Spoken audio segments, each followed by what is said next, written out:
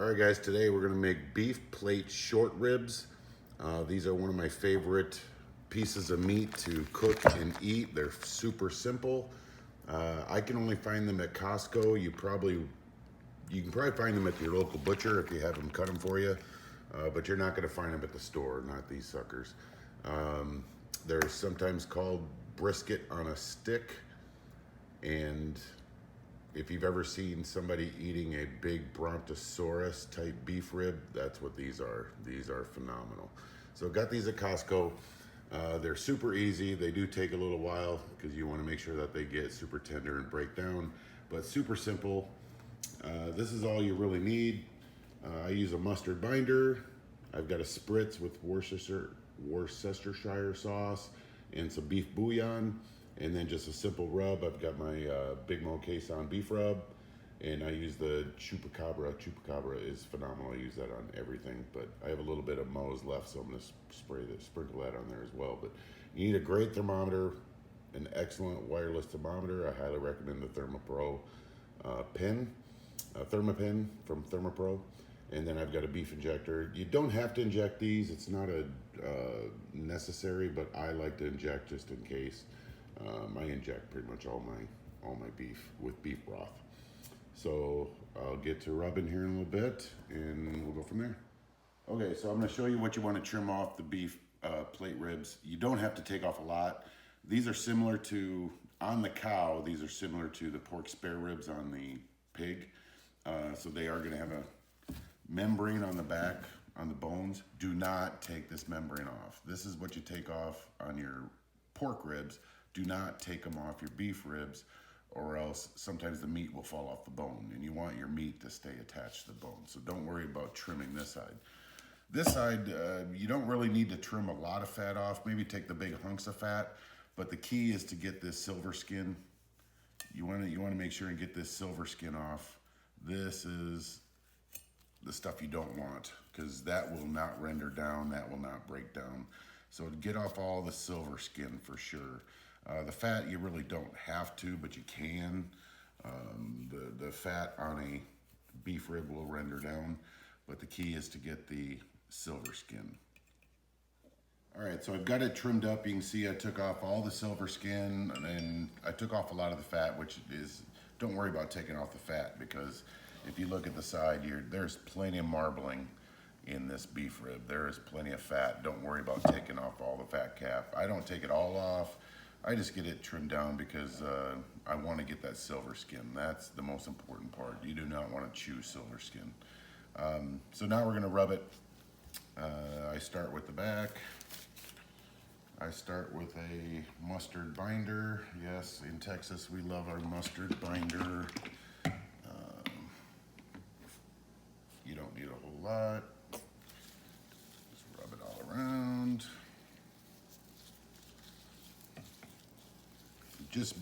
It's a good way to get the rub to stick. I got my Big Mo Queson beef rub here. This one's got a little bite, so I don't put as much on this one. But the Chupacabra, that's the jam right there. That's my favorite. So I do go pretty liberal with the Chupacabra. You want a good amount of rub because you want a good bark. On the backside, not as much. It doesn't matter as much, but just gotta pat it down. Now this is where you want to get pretty liberal with the rub. So we're going to start with our mustard binder at all sides. You want to get all sides.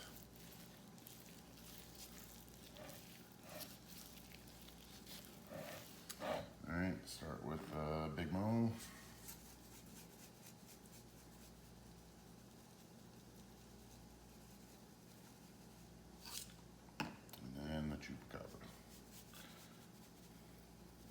And like I said, if you get pretty liberal with your rub, you're gonna have a nice bark. We're going low and slow. We're probably gonna go 250 for about 6 to 8 hours. Some people go 275, some people go lower. 250 seems to be the best for me. So get a nice rub. And what I'm gonna do now is put this in the fridge and let it sit for about an hour to kind of set and let some of those flavors seep into the meat a little bit. All right, so the meat is set for an hour and let the rub kind of set in a little bit. I put it on at 250. We're gonna let it go for about 6 to 8 hours. We're gonna spritz every hour after 2 hours. The first 2 hours, I'm just gonna let the smoke embed. I'm using Traeger Signature Blend Hickory, Maple, and Cherry pellets. Seems to be a good mix for beef. I've got the meat going here. I'm going to rotate it every hour after that first 2 hours when I spritz. Got my 2 probes in. My goal is to get to a temp of about 205 to 210. Basically, I'm going to take a bamboo stick and I'm going to poke it. When it slides in and out like butter, it's done. But I'm not going to wrap. I'm going to go for the good bark, so I'll be back when I spritz. Alright, so it's been 2 hours at 250. Not much of a bark happening yet. That won't happen for a while, but right now I'm going to take the beef broth and Worcestershire sauce, spritz every hour until it's done. The goal here is to keep it moist, but I'm not going to wrap today. I'm just going to let it go, try to get a good bark. But keep it moist, and the moisture actually helps smoke adhere to the meat, so that's a good thing. So give it a good spritz every hour until you're done. Alright, so we've been going about 4 hours. You can see the meat's already starting to pull back from the bone. I'm going to take a quick temp. So we're at about 170, 163, 184. So that side's getting done pretty quick. 177. Right on pace. Like I said, we're about 4.5 hours in, so I think we got another couple hours plus left. I'm just gonna spritz, do my hourly spritz. But looking great.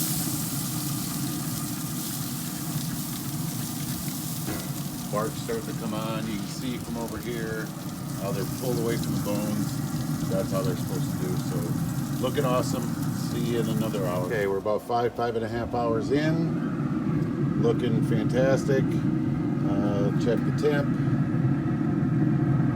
So we're at about, well, it says 182, 187, 190, 200,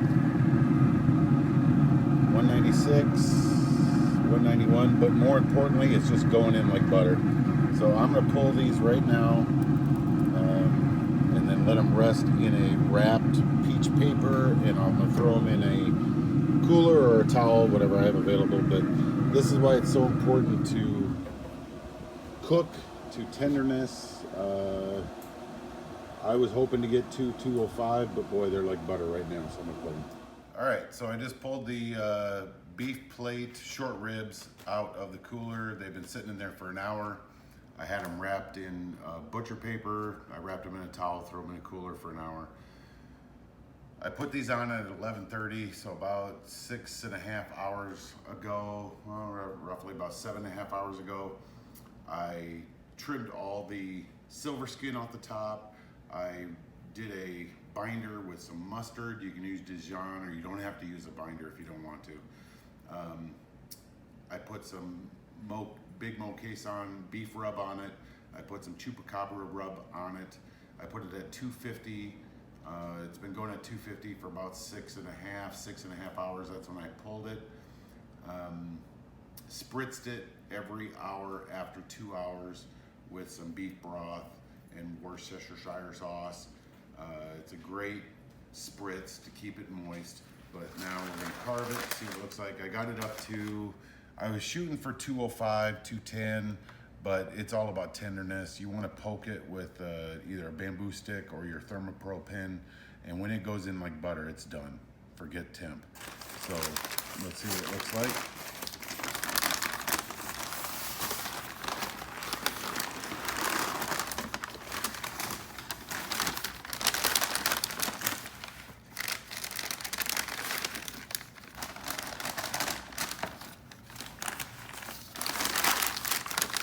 So looks great. Looks exactly the way I wanted it. It's got a nice bark on it. Let's see how good it looks when I cut it.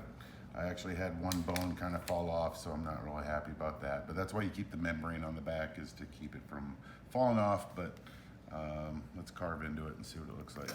Make sure you have a good sharp knife. Cut it right in between the bones.